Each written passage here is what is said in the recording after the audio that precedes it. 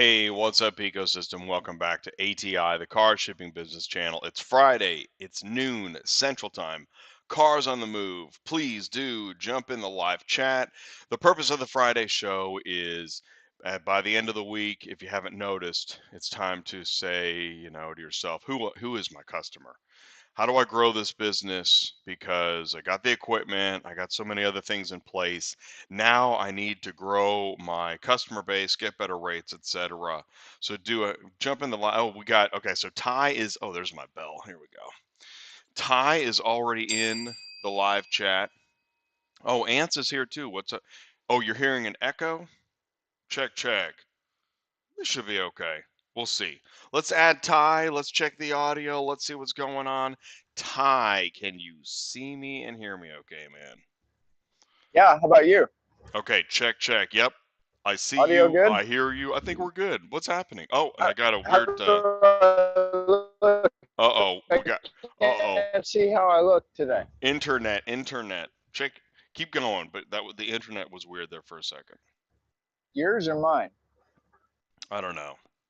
Let me check mine. I'll be right back. Okay. He's checking Oh, his yeah, internet. it's me. Oh, it's him. It's me. Uh-oh. Hang This is on. gonna get Hang ugly. on. It's So going to get it's real. Why it is this on? it Whoa, is what Cars the? on the Move. Clearly, I need to change a couple titles. Man, it's been a long week. Tuesday night crashed. Is Yeah. your auction You Oh, still feeling haven't the quite stepping the pain? recovered. wrong I buttons can here. tell. Dude, Tuesday night was crazy. All right. So if I had my clapper, I'd be like, take two. All right, Ty, what's Yeah. going on with you? Where are you at? Okay, great. I'm at America's Auto Auction. I'm in the transport parking lot. It's Friday. America's Auto Auction, Kansas City has their sale on Thursday. Before the show, I get here, I didn't have a chance to make it to the auction. Actually, I wasn't feeling very good yesterday. I forgot to tell you, I had this wicked cough. So get to the sale today, feeling good. Go straight to my contact here at the guard shack right over here. Hey, how was the sale yesterday? Get this, dude. Like 1,200 cars with a 70% sale. That's insane. I mean, that's huge, right? And so I'm in the transport parking lot. I got my wholesale buddy over here, Hanny. He's running around with a gimped up foot. I ran into Ashby. Remember Ashby? ATI Transport. He's here. I'm talking to him now. It's good to talk to these people that what I call boots on the ground. The reason I get excited about talking to a guy like Ashby is because I don't know if you guys remember, we've kind of been following him in the background and started out, I think, with 2 trucks. He's up to 7 9-car haulers now. 7 9-car haulers, 1 3-car hauler, and a 2-car hauler. Ashby, how's it going? Man, I'm busy. I got problems. Oh, really? What's your problems? Well, it's not that I don't have work. It's that my truck broke. My driver fell and broke his knee. This happened, that happened. How's fuel? Well, it's high, but man, here's what I love about what Ashby said, and this is true. I believe it. As long as you understand that you're a service business, there's plenty of work to do as long as you do what you say you're going to do and you know you're a service business. What does that mean? There's work at the auction. So I'm like, okay, Ashby, great. But are you getting full loads? Yeah, all day long. Full loads here, full loads there. Okay, great. How do you do that? Well, I talk to people. I'm a hustler. I get out, I shake hands. I ask people, where are your cars? Where are you buying cars? Where are you selling cars? Where do you need me? I'm there. Are you needed on Monday? I'll be there on Monday. It's just the basic 101 of service. So that ties into dispatching live yesterday. I know you're going to talk about this, want to talk about it, but I'm going to jump in ahead of you real quick. So I wasn't feeling good, got this wicked cough. I was able to tune in for the entire dispatching live show yesterday. That was almost a 2-hour show, by the way. And I'm in the live chat. I'm listening to Jay. There's a guy in the live chat that keeps talking about somebody's going to buy a $30,000 enclosed trailer and he wants to do enclosed. And so Sue pulls up enclosed. Here's how many cars you can move that aren't enclosed. Here's how many cars you can move. And it was like 4. Remember that? 4. They were down in Florida. There was maybe 4 cars that were enclosed and the rate was maybe this much better. Maybe. Not even that much, right? So anyway, in the live chat, I'm like, dude, why don't you just call me as soon as the show's over? Alexandria Zelensky, that's his name. Show's over, he calls. Yeah, it turns out it's family members wanting to spend 30 grand on this enclosed trailer.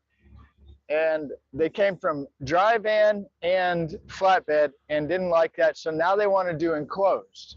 Now, I'm thankful that this guy called because this was a 20-minute conversation. Definitely got this dude's attention. Definitely told him the things that nobody's going to tell him, which is enclosed is harder. You're dealing with a lot more people with a lot different class, economic class, social class. And if you didn't like dry van, bumping docks and swinging doors, and you didn't like flatbed, what in the world makes you think you're going to like enclosed? Will you please slow down and don't buy a $30,000 trailer until you think about this for a minute? As this conversation goes, great guy, by the way. Hold on, time out. I got a cough. Here it comes. Hang on. Try to. Mic check, 1, 2. Yeah, no, I had one of those too. All right, he's about to cough. He's in the transport parking lot. It's Ty Thompson, Cars on the Move. Here we go. Wow, that was a big cough. So anyway, where I'm going is I'm saying there's definitely a lot of things going on in transportation. Definitely a lot of things going on in the dealer world, the auction world. Okay, technology, crazy stuff. What I'm saying is ATI is a platform that's here to help you be successful in not just any life, right? You're like, what are you talking about, you guys? I'm talking about this guy was almost in tears thanking me multiple thank you, thank you, thank you. And nobody has told me this. I'm like, dude, I'm just telling you, slow down. If you're going into this business, auto transport, for money, you need to stop now. That is the wrong approach. You do not come into this business to make money and get rich. What? Yeah, I just said that. Because I promise you, when you watch that YouTube video that says I can make stupid money with my 1-ton in my whatever trailer, I'm just here to tell you, do not do that. I think I saw that video. I make stupid money in my 1-ton. I'm pretty sure, and it's a country song.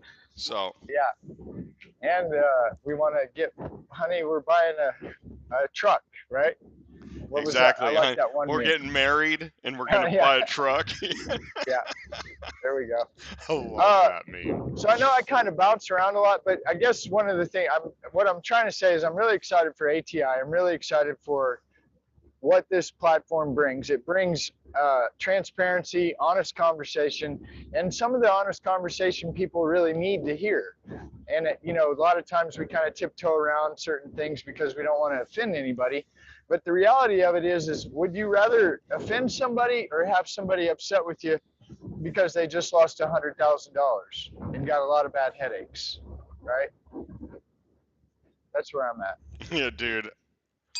Exactly. No, well, and it's funny that you say that because there's the life skills thing is true. Is that we stay focused on transportation, logistics, automotive, but yeah, we try to like what you just said. I mean, dude, get a little offended right now instead of losing your whole business later.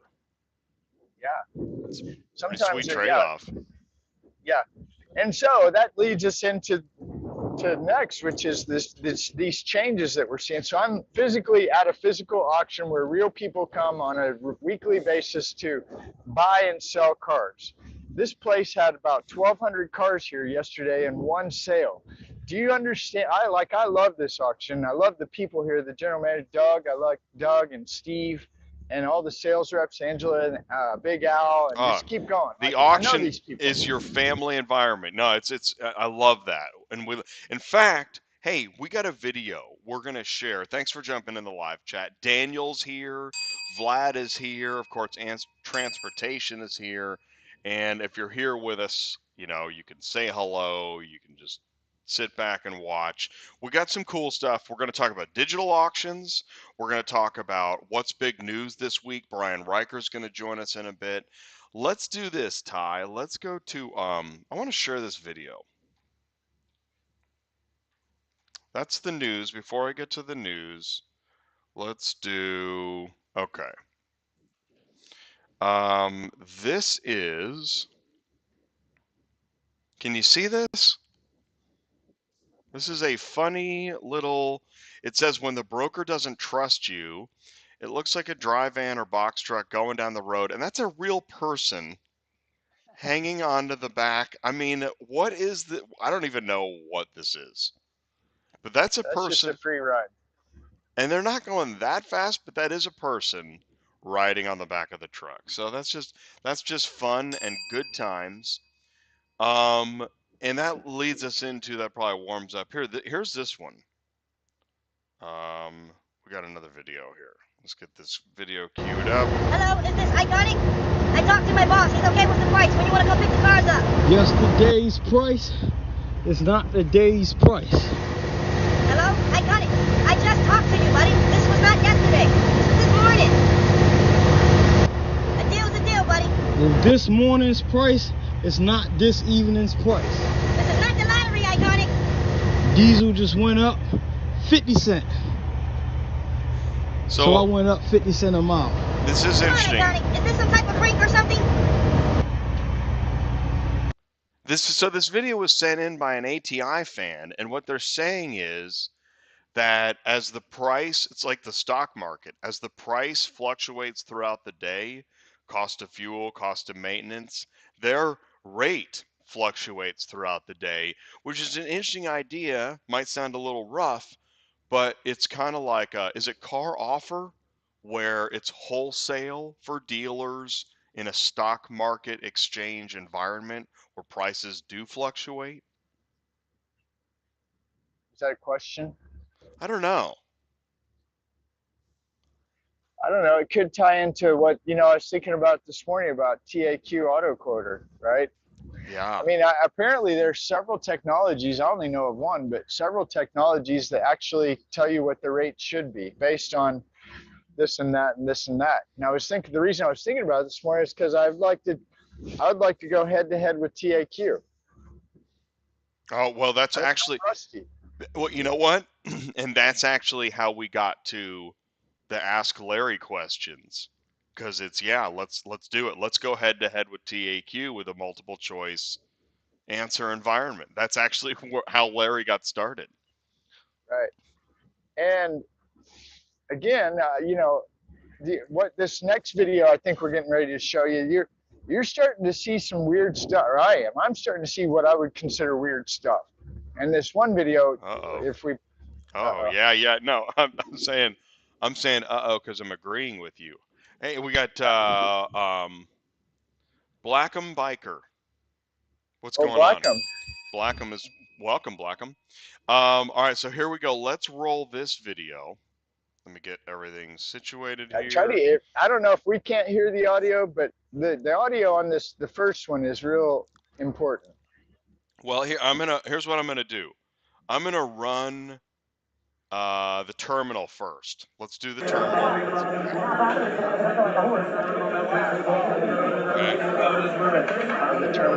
Okay, so first, this is the actual. Yeah. I just want to. What are we looking at? We're gonna run this a few times. Yeah, we need to, because there's so much happening right here. Now, before we get too excited, I want you to know the reason that this is intriguing to me is because of our friends with Black Widow, Jason Hawk. Remember Black Widow? Okay, so you catch it. This is actually a share. So on LinkedIn, Jason Hawk, Black Widow, shares this video and another. And it literally took me 8 hours to even guess what was going on. So, okay, that's the setup. So here it is. Sure, so you might be able to hear it now. I can hear it.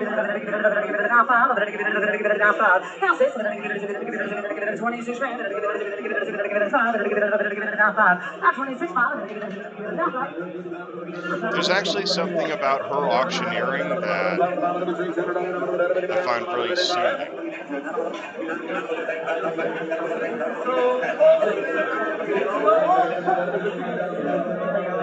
Okay, so right now, Ty,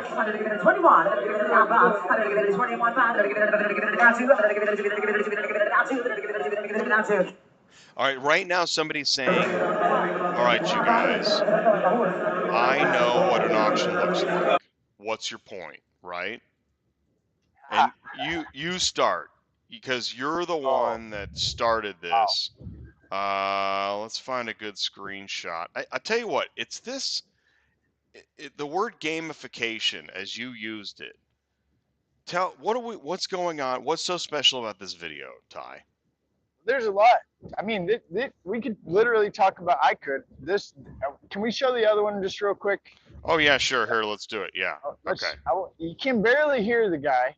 Yeah. And by the way, I believe guy's name is John Clay Wolf, and I believe he's somebody who's pretty big special. I believe this is something that came up with, gosh, 4 years ago, and I've been banging on Rich about it for 4 years. And this year, I had an architect draw it up and just laid it on his desk and was like, "This is it. This is the thing that you agreed that you'd do.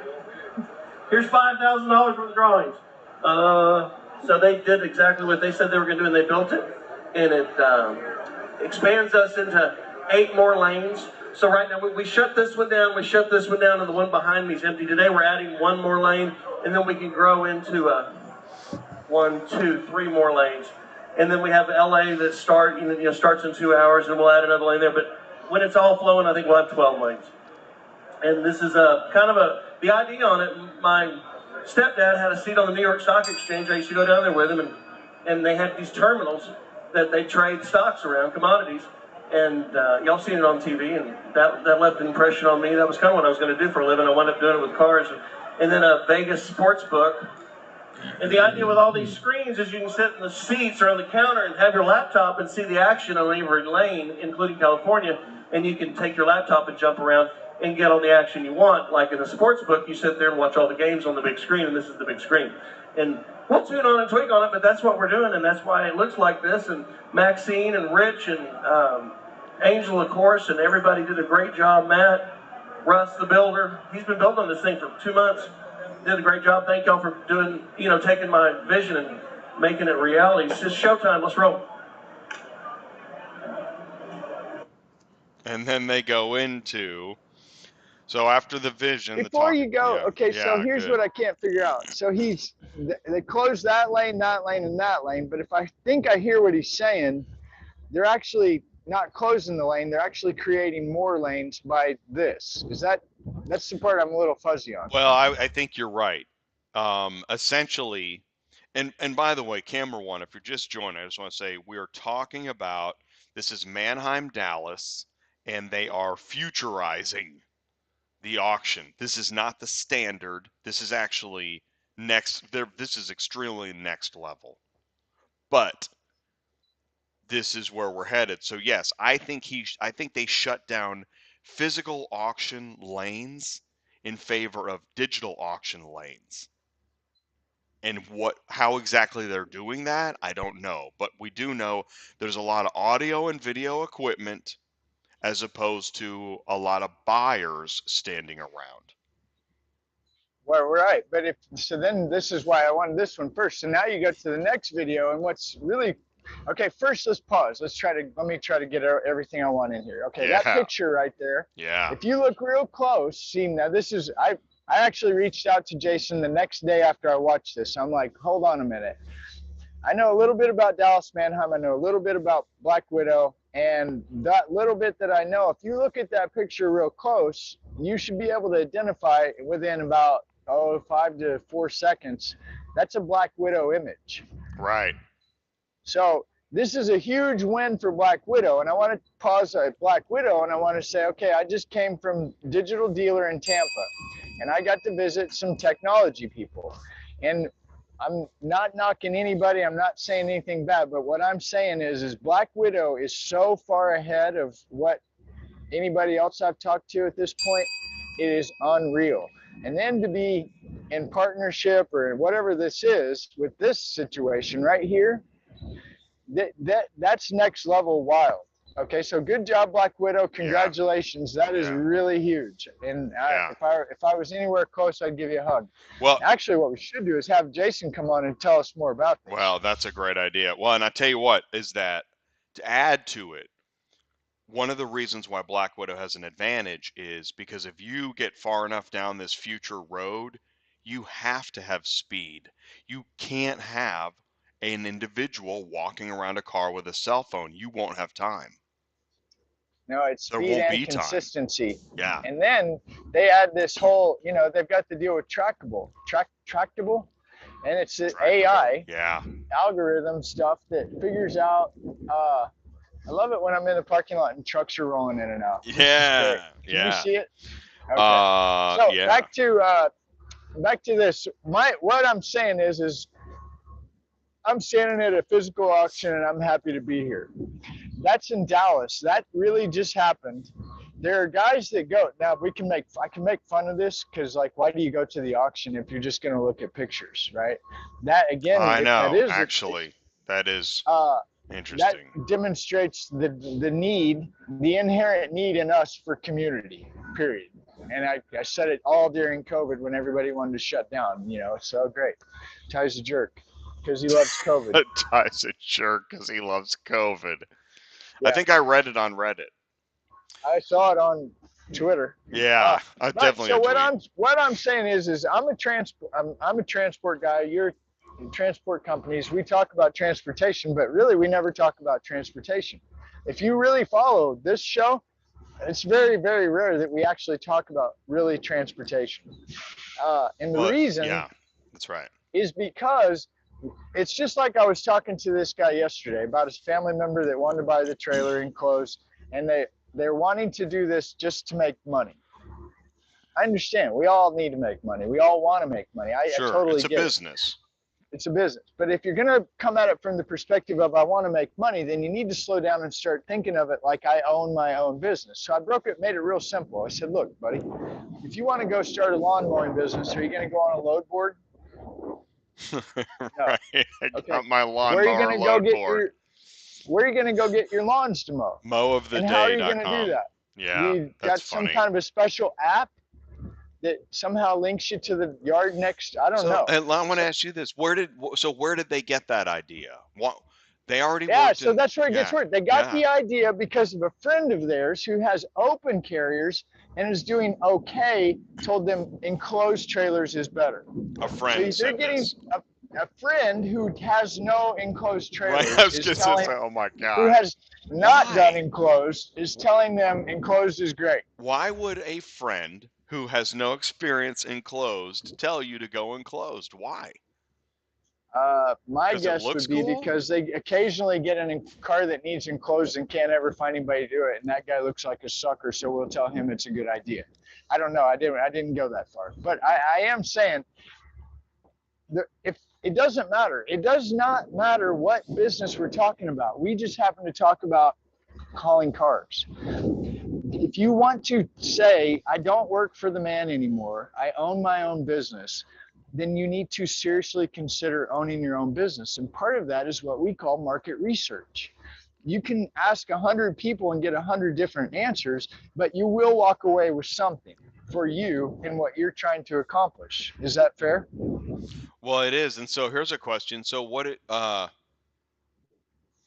by the way, Daniel's here. Didn't Daniel have some questions yesterday? Daniel had some, yeah. Daniel, sorry, last name starts with a J, doesn't it? J-O? I got Daniel Puentes here. Oh, and I think Uh, Brian is. I'll tell you what. Hey, here's what we're gonna do. Brian's gonna join us. Let's do some of this news. Let's go ahead and jump in with. You want to do that? yeah, yeah, yeah. All right, cool. Here, I'm gonna jump Anyway, in with some news. congratulations, Dallas Manheim, Yeah, Black Widow, and yeah, John Clay Wolf. Good job. yeah. And it's You pretty guys are amazing doing some stuff. crazy stuff. That's Well, really out there. and that's the thing is too is that we're gonna let it. It's gonna take time to seep in, and we're gonna keep talking about it about what that means. But yeah, no, that's a big deal. The digitization Huge, of auctions and the huge. purchase of Edessa by Carvana, boy, you add it all together, and all right, well, we're in the beginning here. So here are the news stories everyone's paying attention to this week, according to Cherokee Media Group. Details of Carvana's updated operating plan. So where does this put us? So because Carvana, they laid off 2,500 people. They now own 56 Odessas, or will soon. So, all right, here's the plan. Rapidly reduce SG&A expense per retail unit. Oh yeah, so what's going on here, Ty? What do you think we should SB, what? Say it again. to reduce SG&A expense per SG&A. retail unit? So that must be, I'm going to guess those are the expenses like we got recon and SG&A. merchandising and yeah, right. What now, why are transportation guys talking about Carvana's cost? Ty, why in the world would anybody do that? Well, Carvana's making waves, and if you think Carvana's gonna die because their stock's tanking, or they're gonna die because everybody hates them, you may want to hold up a minute, because I really don't see them dying. And I'm glad you said that too, because it's the melodrama of the joy that another company is going to take a dump. You know, there's this joy there. Well, don't get so excited, because I don't think Carvana's taking a dump. They maybe a temporary dump, which in fact this might be a good time to start taking a look at, how low can that stock price go before I get in, kind of dump. Right. But this is well, so it goes back to here's what I say. Let's just for fun go with the current narrative, which is they really have a hard time selling cars the right way. Let's just go with that. That's fair. That's easy. They're always in trouble for titles, and they get their license revoked in certain states until they get the problem fixed. Okay, that's a problem, and it's a big problem. But time out. Let's put that on the side. Let's look at what nobody talks about. Let's look at their transportation. Let's look at their vehicle acquisition.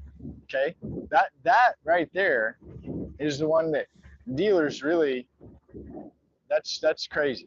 And that is the one that really in my opinion, pushed dealers to get on board with this buying cars out of driveways. Paul Machine can explain it better. But the reality of it is those are the two topics that nobody really wants to bash on them about. In my opinion, of those two, they're both brilliant, but the transportation one, and that's where Brian and I'd like to talk a lot about Carvana, is because we both see huge opportunity for them to completely wipe everybody out, or for them to feed people, if that's the right word. You know what I mean? Yeah, so here, let's do this. Okay, and I think, Brian, can you hear us?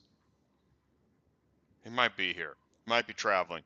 Let's keep going. Yes, I can. Oh, good. I can hear you. Okay. I had you on mute just in case I was live. I didn't want to make any noise. All right. Well, welcome, Brian. Thanks for taking the time to join us. We're now into the kind of the news segment. So I want to slow down for a second. Vehicle acquisition. Why is vehicle acquisition important? And this gets into Ty, and when you first started saying to me, Jay, you got to spend more time looking at the auction. Vehicle acquisition, which is dealers and buyers accumulating more inventory for the dealership. They needed the transporter to move those units from the auction to the dealership. Has anything changed there, Ty? Yeah, tons. Tons has changed there. You got guys like VinQ, Danny VinQ. He hasn't been to an auction in years. You got a guy like Brian Kramer down there in Naples, Florida, the big Toyota guy. When's the last time he went to an auction? 7 years ago. You got guys like Otto up there in Troy, Michigan. When was the last time you went? 4 years ago. Okay, well, then you throw in the COVID, what happened, which is the auction. A lot of these big auctions were happy that COVID came around, and we're happy to shut the door. So dealers were forced to, and this is what Brian and I were talking about Wednesday, dealers were forced to have to learn to buy online, whether they like it or not. Dealers were forced to have to go find other alternatives to buy cars. So why is vehicle acquisition important if you're a transport guy? And why are we talking about the way Carvana acquires cars? Well, because if you're not paying attention, you're a transport guy, this could really sneak up on you, and you're wondering, how come I'm not getting full loads where are all the cars? And there you go, because you're no longer able to just talk to people and fill up at the auction like you could before, which actually puts you further into the load board, right? Yeah. And you can tell, like, okay, Brian, you know how we're talking about an auction in the transport parking lot, how you can tell if it's a great sale? There's 1, 2, 3, 4, 5, 6, 7 stingers here, and they're all loaded. And that matches perfect with the information I got from yesterday's sale, 1,200 units, 70% sale. You'll see next day a parking lot full of trucks and full of cars and full of people, all making money, all doing business from an auction to. So as this changes, if it changes, well, we don't know. My point is, and I'd love to hear what Brian said, my point is doesn't matter if you're a tech guy and you get all your work off, somebody's going to have to talk to somebody. Okay, I'll calm down. Sorry, I get excited. What do you think, Brian? Well, after 30 years of being in this business myself, it is still about relationships currently. Who you make those relationships with is changing, but it's still about relationships. Technology is important. Technology has made it easier to find the people you need to make the relationship with. You don't necessarily have to go knock on the door at the dealership and figure out who the buyer is, who the inventory manager is that is going to purchase the transportation. Now they come looking for you in the digital space. That said, we still have to pay very close attention to how dealerships acquire their inventory, because like everybody else, the inventory you acquire, every line item is a cost. We need to buy low, sell high. That's how we make profit. So whatever we can do as transportation to manage our portion of their cost of that inventory makes us invaluable to them if we manage it properly. But really, how they purchase is going to change the equipment we drive, the expectations of our drivers in the truck, and even where our dispatch sources to work from. And the market is changing. There's no doubt about that. That's why players like Carvana are critical, because with their own in-house transportation arm, as they gobble up the secondhand inventory, and then they're in the position with 800 or 900 stingers to move it themselves, that takes tens of thousands of cars out of the market that the independent transporter would have transported prior to the explosive growth of Carvana and Vroom and the other companies similar to them. Right. Hey, there it is, like inventory displacement. Because now Right, there's and with less them for you to choose from. With them insourcing transportation with their own carrier fleet, and with Carvana specifically and the acquisition of ADESA, I don't know which way that's going to go, because ADESA had their own fleet decades ago and they disbanded it. The auctions traditionally don't want to own their own fleet, but the auction is a large consumer of transportation, either directly or indirectly. And Carvana has a large fleet of transportation trucks that are very underutilized. From the folks I know that work there in operations, their equipment runs empty more often than an outbound new car hauler. So, and they have dedicated hub and spoke routes that go every day, rain or shine, 1 car, 0 cars, or 9 cars. If they can integrate that by moving their ICs, their operating centers, to ADESA facilities, and they can integrate some inbound, outbound work to ADESA to fill in the holes, maybe, just maybe, they can finally hit that mark of being a profitable company. And the scary part for dealers, if they're subsidizing their entire operation with a profitable transportation network, they can still afford to sell that car below market to attack you and your used car segment. So keep that in mind if you're a dealer. Wow, say that again. If Carvana does enter the transportation space, and Carvana has for-hire authority, they legally can haul vehicles they don't own. If Carvana does actually enter the transportation space with this acquisition of ADESA, and they can make a profit at that, they can use the profit from the transportation arm to subsidize their sales operations, which will allow them to continue to sell cars below market, which has been their tactic to grow market share right now. And you may be subsidizing your own competition if their trucks are handling the vehicles that you're purchasing. This will allow them to further reduce their cost of inventory acquisition and assault the other used car dealer profit centers. I just want to say, number one is that this conversation reminds me of the Amazon FedEx, like, we're making money off you and now we're cutting you off. But do you think Carvana can make money as a for-hire service? And if so, what markets would they go for? I mean, will they end up outsourcing their transportation network to move new vehicles too? What do you think? What's in the crystal ball for Carvana Transportation? If I were them, I would not want to enter the new vehicle space, because that requires a whole different type of driver. Their transportation network is perfect for processing large volumes of secondhand vehicles that are going to a recon center or going to the retail distribution. And so with the 54 ADESA auction locations, you know that their trucks are going to be in and out of there almost daily. It just makes sense. So I could see them making a profit by doing work that ADESA is responsible for transporting, because remember, the auction takes the responsibility to transport a lot of the inbound vehicles, either by incentive to the buyer to use their transportation network or by contract, because that's the only way they're getting the vehicles to sell if they manage the inbound transportation. So the inbound transportation to the auction, think about it. Their one-car truck goes out and delivers to your house, picks up a car in that network, brings it back to the hub brings it to the auction. It's there. The footprint is already there for them to be a major for-hire transportation player if they chose to integrate that into their operations. And for them, they can do it at a very predictable price point, because their line haul drivers are paid a flat salary. So the driver costs them the same amount no matter what. The trucks run from the same point to point. That cost is predictable. The only variable would be getting them to their transportation terminals to get them to the auction hubs. And even that could be a way to reduce their empty miles on their in-home delivery trucks. Ty? Well, and yeah, well, back to, I mean, the question, I think your question was, can they make money doing that? Is that what your question was?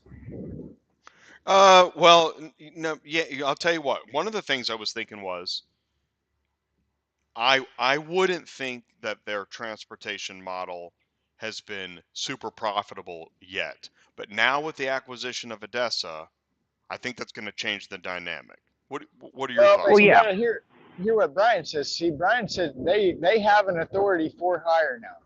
Okay, so I don't know if that cat's out of the bag, but we know it because you can look it up. Public information, right, Brian? Correct. And so they have all the makings of a profitable for-hire transportation company if you follow the model of the less than truckload freight companies. That's how they have modeled their transportation network right now. So they have all the makings of being a profitable company like Old Dominion or Saia, one of those less than truckload companies.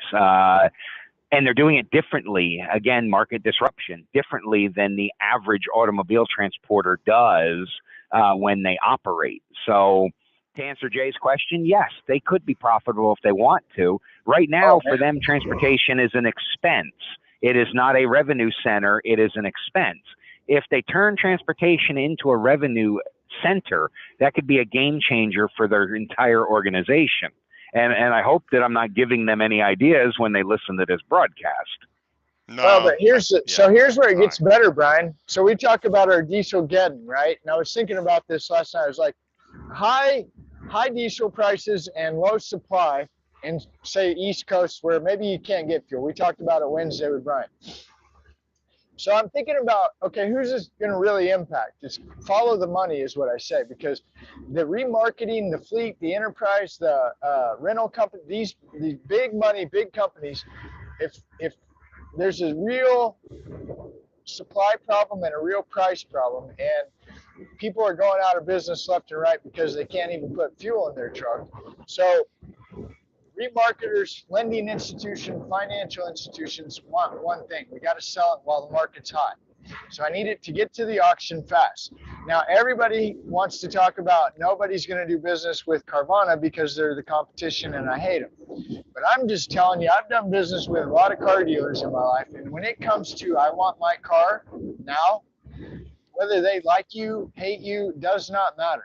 Price doesn't matter. I want my car now. I don't care. Okay.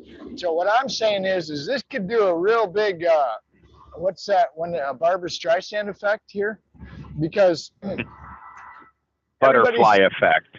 Butterfly. Everybody's banging on these guys. That's awesome. And they're saying you suck, and I'm never doing business with you. And all they got to do is say, fine, just call me when you need me, because you will need me in probably the next 3 months. Well, here's something else.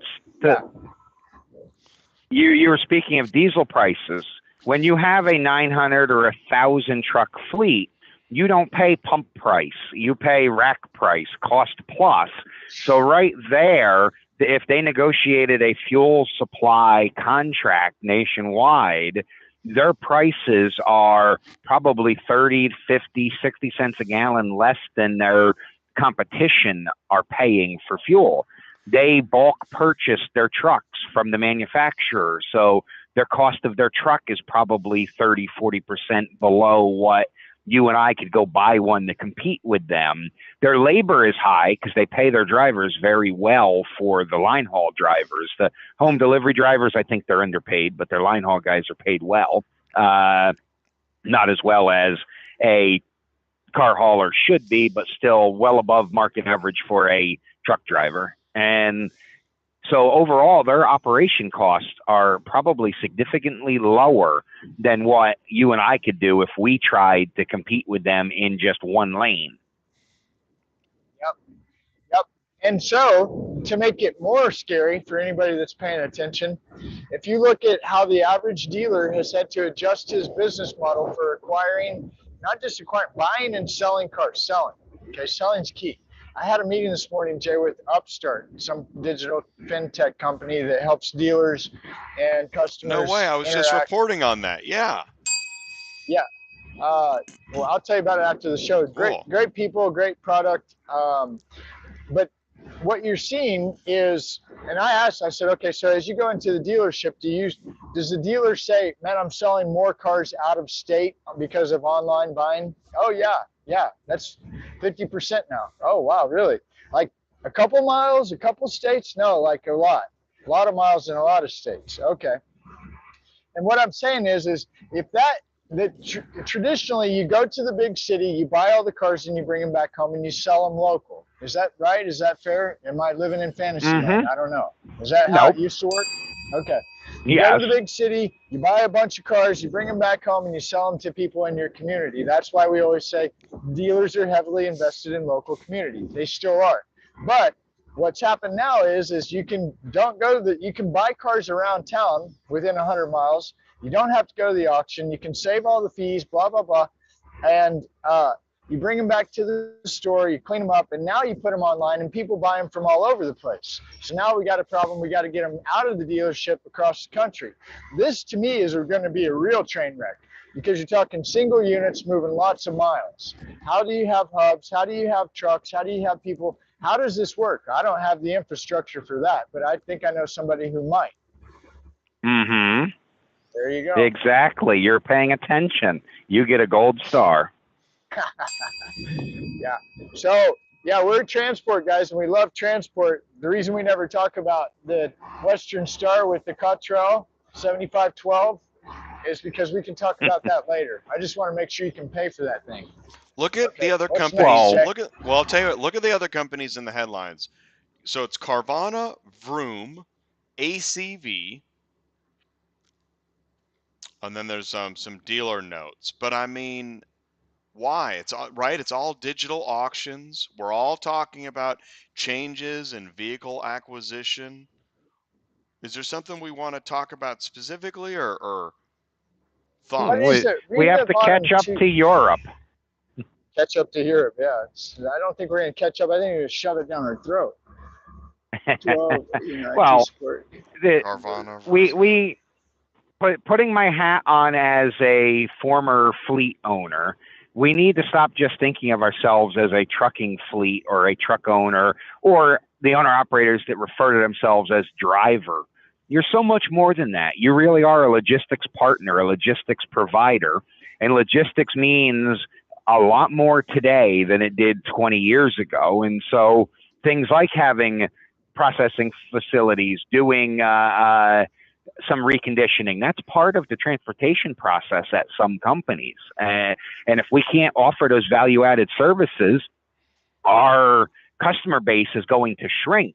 And eventually the people that do it the old way, they're going to retire and go out of business, and we're not going to have customers to solicit to. So the transportation operator needs to think about how to evolve their business. So do we need, so in transportation, Because obviously this news is important, but we need like relevant sound bites. So there needs to be like some kind of ongoing top 5 news stories for transporters to watch and pay attention to, but we realize you don't want to spend an hour talking about Carvana, right? Well, No, the but auction sales one that you had there, Which one? auction sales. Yeah. That one, I can talk about that one for a minute for sure. Yeah, let's do it. Read that. Read what it says real quick. It says So auction volume down is 33% through April. through April, down Yeah. 33%. So is That's a that big auction deal. lane, auction Right. cars, So we got cars auction. at the auction? Yeah, so here we go. Auction sales volume among mass market brands dropped 1.7 million in the same time frame, which is a 1/3 downturn. Okay, so wholesale auction sales volume was down 40% year over year. So wholesale auction sales volume is down, I think, because the prices haven't come down of wholesale, but used demand has come down at the dealership. So a dealer doesn't need more high valued wholesale vehicles, and they're not buying them. Right. My takeaway on that would be because they've been around for a little while and they understand what happens if they pay too much for a car today, knowing that. And see, Right. this is the other thing that really bothers me is nobody wants to talk about the stock market crashing. The world's on fire right now, you guys. I'm telling you, it really is. Yeah, but And dispatchers are illegal. yeah, but dispatchers are illegal and I need a load board. Well, so this, I mean, I talked to the car guys out here at the auction last time I was here. Hey, how's it going? Great. Can you find any cars? Well, I can. Do you need cars? Not really. Well, what are you doing here? Well, I'm keeping an eye on the market because if I can find something a good deal cheap, I'll buy it. Okay, that makes sense. So what is the consumer demand? It's not really that great right now. Okay. Well, on your inventory, why don't you have as many cars as you used to have? Well, consumer demand's now. You just said that. All right. But I don't want to be hung with these cars at these prices in 3 to 6 months. So as the economy's taking a dive, as consumer, and this is funny, you hear these pent up consumer demand, that might be pent up, but nobody's got any money to go demand anything, right? So if you're running around here and reading the headline, consumer demand pent up, and everybody's just got all this money floating around to buy all these cars, I'm not buying that right now. I'm sorry. I'm talking to real life people who are saying. And so there you go. And so here's the question. Set down the English muffin because, okay, so if those guys are moving less cars, who's still moving a lot of cars? And so one should then begin to want to know, okay, so who's moving cars? Because that's going to be your customer. And we do know the volume's up on the load board. Why is that? Who it's can the actually... time of season for personal moves. The volume may be POVs and not wholesale units. There you go. The snowbirds are coming home and stuff like that. Well, but I'll tell you, it also frustrates me. There's literally nowhere, Brian, it's 2022. There's nowhere on the planet where you can open like transportation news for 5 minutes and see that information. You can get detailed information about the weather an hour from now, right? Weather maps, weather people all across but can you get a snapshot of what's happening in transportation this moment, tomorrow, next week? Precipitation? Not our segment of transportation. No, I can for freight. Exist. That's easy to get. Freight's easy, but and who does it in freight? Actually, there's a couple of options, but probably the best market report for freight comes either from Freight Waves, which is a news source, or from DAT, Dial a Truck, one of the oldest load boards out there. They have some really good reports that you can get for free and even more detailed reports as a subscriber, but they do not touch the auto segment at all.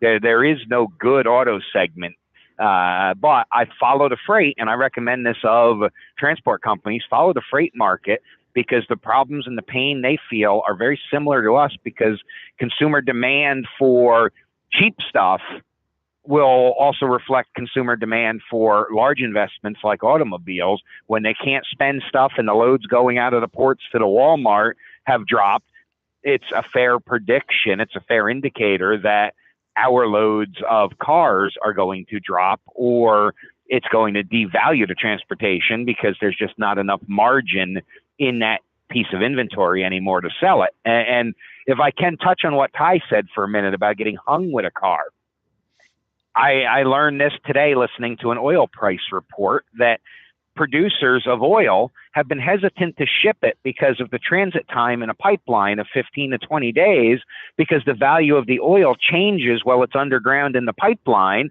and the price is paid when it comes out at the rack and goes into the truck, not when it comes out of the refinery into the pipeline. And with an average shipment of 25,000 barrels, a barrel is 42 gallons of oil, a 30 cent change per gallon could make them lose money on that shipment of oil. And so you think we have a bad with losing money on a car, they're looking at losing millions of dollars on a shipment if they load it into the pipeline at the wrong time and demand is going the wrong way. And you know, it's interesting. I just want to throw this in. And so the leathernecks on the derricks running the chains and the stuff, are they reading about oil news, or are they just, you know, thinking about the chains and the derricks? Because I'm saying this, I know it's kind of odd, but we're in this industry where it seems like 80% of the workforce doesn't see the need to learn anything about the rest of the automotive industry. Well, I'll tell you from working with some roughnecks and other people in the oil industry, they are very smart people. The laborers and us are smart. So do we and have since that? they have to follow the work, they follow that. Yeah. Well, see, okay, that makes sense to me. I would think if you work on an oil derrick day after day, you might open a newspaper and start reading some oil news, right? Sure. But do we do that in automotive? Does your average Unfortunately, transporter no. read about an auction, right? That's why Unfortunately, we no. have like. That's Jay. why we have 3 viewers. Like we're doing. What are Jay, we doing? I don't want this to sound callous or insulting, but the average transporter doesn't even read about the regulations that affect their business, let alone the market forces. And that's why I get called after they've made the major mistake and, well, can you fix it and make it go away? And I can never, quote, fix it. Well, I can mitigate the damage, but so yes, the average transporter probably does not follow market forces that much. But they spend an hour arguing with the guy that says he has a fleet of Ford Lightnings and he's making money off the cheap stuff. Did you see that post? Yes. You showed it yesterday. All right, Jay, live. you've had your fun. Let's see here. All right, we're almost at an hour. And by the way, yesterday's show was 2.25 hours. That was amazing. All right, we do have, let's see, we talked about some of that news stuff. Let's talk about Tuesday night, and then we're going to, we can call it. What's going on Tuesday night, Ty? Tuesday night, DIESELGEDDON. We're going to talk about supply shortage and high prices, and especially that one photo you've got of that email that said, hey, make sure you fill up. Let's see here. Because there may not be any fuel in the morning. There we go. DIESELGEDDON. Yeah. That okay. One. Oh, wait, are you just trying to scare people? Yeah. Oh. Wake up. You are. Okay. Why? Yeah, I am. So what's scary? Why? Well, okay, so here's this really happened yesterday on the show. I'm in the live chat and we start talking about fuel. I bring it up in the live chat. You bring it up. Guess who doesn't even know, did not Sue. I love Sue. There are people that really, and she paid attention. Did you hear her voice? Did you see what happened? She's like, whoa, wait, I got drivers to go over there. Hang on, what? Yeah. and Brian probably hasn't seen her. I guarantee you, Brian's got something to say about diesel, right? And I guarantee you that there are people that really don't understand what's maybe going to happen soon. All right. So what's maybe going to happen soon? By the way. Go ahead, Brian. Think about what happened this time last year when the pipeline got hacked. I remember, I was thinking about this yesterday because I was in Charlotte, North Carolina.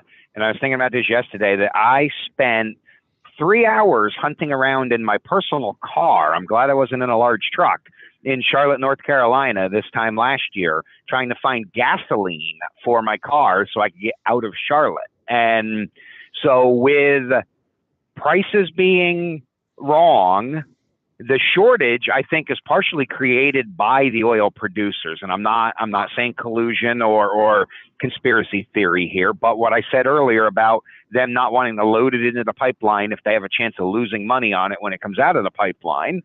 So they're shipping less oil. The demand is high. The supply is low. We're going to see shortages on the East Coast. I lived through this with my father when he had 2 gas stations, and the shortages are going to cause price spikes. They're going to cause people to run out of fuel. They're going to cause riots and violence at the gas stations. But more importantly, it has to happen before the fuel prices and market are going to correct, because it will curb demand pretty quickly, and then that'll let the prices right themselves. So we're going to have an extreme pain point sometime this summer, and then my prediction is the prices are going to go back down closer to normal once we curb the demand. Because right now, $5 and $6 a gallon prices have not curbed the demand. And so we can't keep up with the demand until something happens and the demand for fuel crashes. Which, all right, I love what you're talking about. And I agree with you. There's no slowdown of people continuing to get fuel. So what, all right. So we have a looming DIESELGEDDON, which is DIESELGEDDON higher prices or less availability? Both. Oh, dang it. Take that, Jay. Hey, Jay.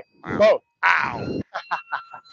The one will cause the other. On a roll. You running the rollback today? I always run it every day. How many do you get? 2? Just run around town? Do you know my buddy Jay? Jay, where are you? I'm here. There's Jay. You know my buddy Jay? He's my YouTube buddy. We always talk about Henny. We were first class. What's your name? I'm CJ. CJ, I'm Ty. Good to meet you. You run the rollback every day, all day. Every day, all day. So 450 or 350? It's 550. 550. What bed? Huh? Which bed you got on it? John Deere. John Deere. Jordan? Yeah. Jordan. That's nice. Good one. All right. Good, buddy. Good man. Rollback. Yeah, right on. Good man. That's what I sell, so good man. Yeah. Well, this Hanny, if he comes around, we'll talk to him, but he's the #1 wholesaler at this auction. First class. If you want to buy cars from first class, this is where you do it. These guys are moving cars in and out. They're buying cars everywhere. They're selling cars, and it's. Sorry, I skipped. Jay, I'm sorry. You were talking about something. No, hey man, I love it. You're live in the transport parking lot. This is what, and I'll tell you what's cool too. We were just talking about supply and demand of gas, and then it was, hey, how's your equipment? Now that is real transport parking lot. Yeah. But I mean, no, so we got DIESELGEDDON on Tuesday night. We're gonna have a lively conversation. Joe Burkari is gonna join us from Midwestern, Paul Machine from Black Book. We've got Andy from Holman. It's his first time on the channel. It's gonna be a lively conversation, and I mean, we want to talk about the details of, because I was started Googling Keystone Pipeline. Oh. Yikes. So Jay's doing a little homework too. Yeah. The thing, the interesting thing. So again, we're not, is DIESELGEDDON to scare you? Yeah, maybe at least wake you up and pay attention. But so I don't want to end the show with you're gonna not have any diesel fuel and you're gonna run out of money and go, bad day. Let's leave it with this. What can we do if we think it might happen? What can we do to maybe make sure we make it? right? I'll go first, and then Brian, then Jay, and we'll call it a day. All right.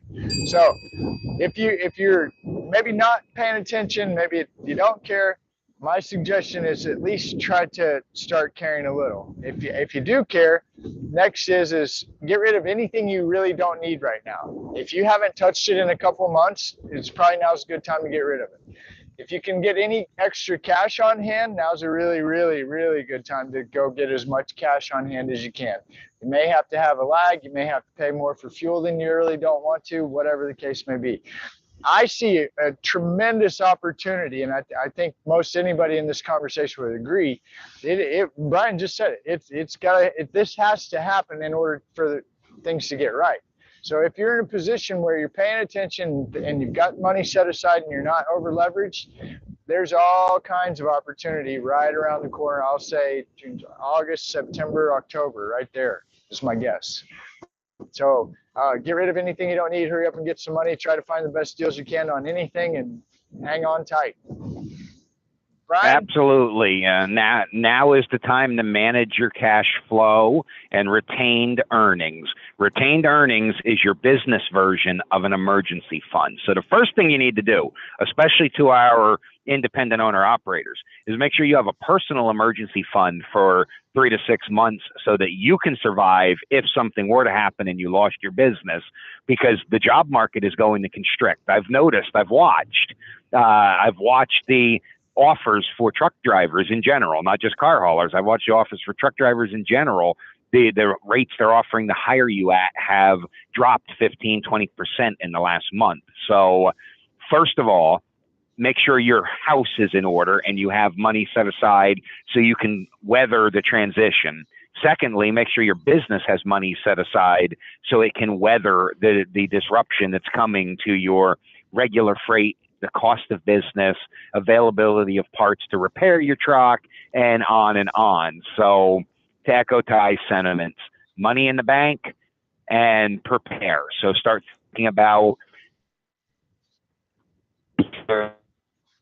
unproductive trips. Think about your car instead of using your truck as a personal vehicle, because that's just expensive right now. And prepare to weather the storm financially as well as mentally. Start thinking about it, start learning about it so it doesn't scare you as things happen. All right. News, Awesome. as long as we know about it. Yeah. So we just don't like surprises. And Ants is talking about COD. So I'll tell you what. So while Ty and Brian covered, financially how to move into the summer, I'm going to go back to information. I know information doesn't make you money today. Boy, do I know it. But we always go back to where'd you get that idea and who's your customer. If you find yourself with downtime, and I know we all have some downtime, rather than watching another hour of Johnny Depp versus Amber Heard, is, read, find out more about obviously a Carvana and a Vroom, what's happening at auctions, what's happening with dealers, what's happening with automakers.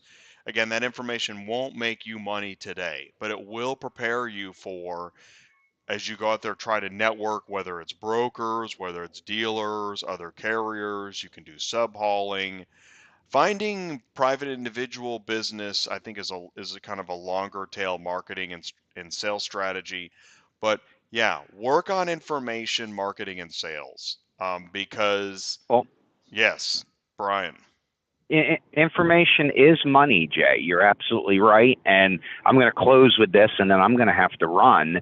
But that's how we managed our company for 15 years. We had a large customer in red carpet lease with Ford, and we had an exclusive territory.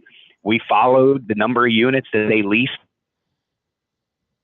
expect to be turned back in the Ford, how many would be retained by the owner, and how many would be lost to collision or allowed me to predict out 24 to 36 months ahead what my volume was going to be. And you can do that even with the spot market. Follow the trends. If you have a good load board, there will be a history on there. Look at the history, 1 year, 3 year, 5 years. and try to figure out what the trend is, and or follow other commodities that follow housing or follow automobiles. Look at housing starts, lumber shipments, stuff like that, and see where the economy is going. That's how you predict. The leading indicators will be a slowdown in new house construction, a slowdown in disposable retail goods, and excess spending, discretionary spending, and that helps us predict when our market is going to slow down or pick back up. Well, I'll Cool. tell you what, guys, was a another great great show. show. Thank you, Brian, for spending the time with us today. We really appreciate it. Thanks, Brian. You're welcome, guys. You're Talk to you welcome. later. All right. And, Gotta go. Bye-bye. Yeah, thank you, Brian. All right, so, and we'll hear, Ty, we'll wrap up this way. Tuesday night is another information show. Final thoughts, Ty. I'm pretty excited overall. There's plenty to not get excited about, but after running into Ashby here and talking to him and just kind of reflecting in the show today, we're American people and we're resilient. We will figure it out. Transport guys, it's just what it is. I'm excited. That's it. I'm gonna leave it with that. Yeah. And if you need me, call me. 417-483-2764. All right, buddy. Well, thank you, man. Let's see. Oh, Daniel, thanks us for the information. Thank you so much, guys. Again, I know it is, we are still in some ways playing the coffee shops as far as audience, and we're used to it.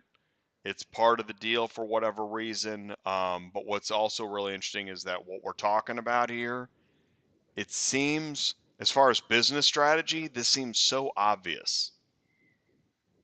So I guess we're the lucky ones.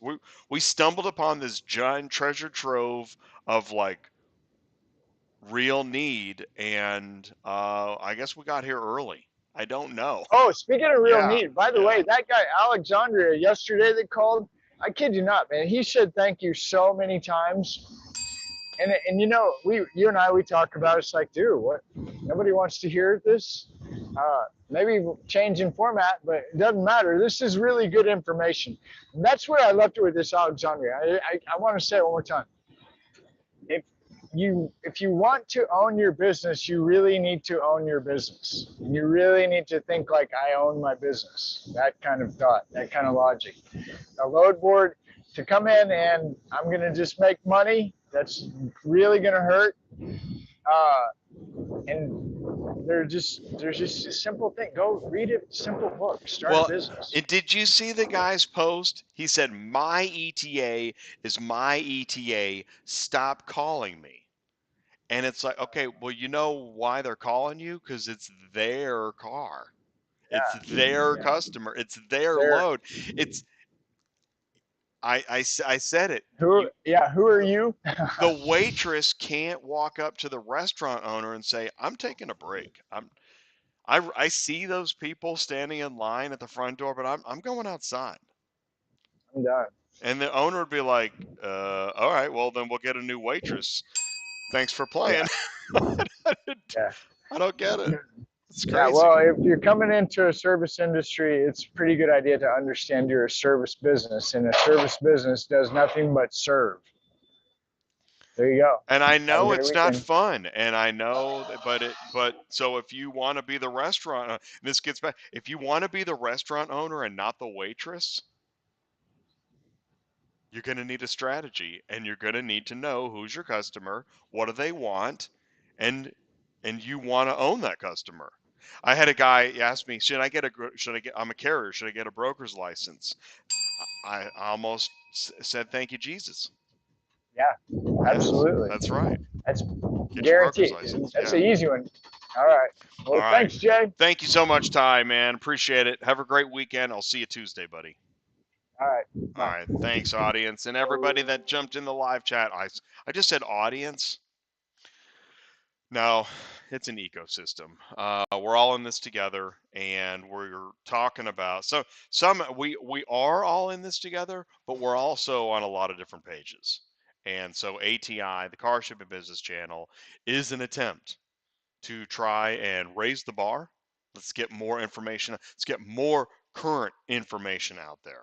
I realize that there's a lot of things we want, and there's conversation topics that are easy and popular, but I'm pretty sure if you want to own your own business, you're gonna have to keep reading the trade journals, listening to podcasts, tuning into media sources. And if you don't have time for all that, just tune into ATI, the Car Shipping Business Channel. My name is Jay. We're live every week, and we're here to share information. Thanks so much. Please do make sure you join us Tuesday night. If you have any questions, send me an email, autotransportintel@gmail.com. Thank you, guys, for tuning in, saying hello, and being a part of the ecosystem. Have a great weekend. Try to enjoy a little bit of extra time and catch up on some reading. I'll see you soon. Thanks.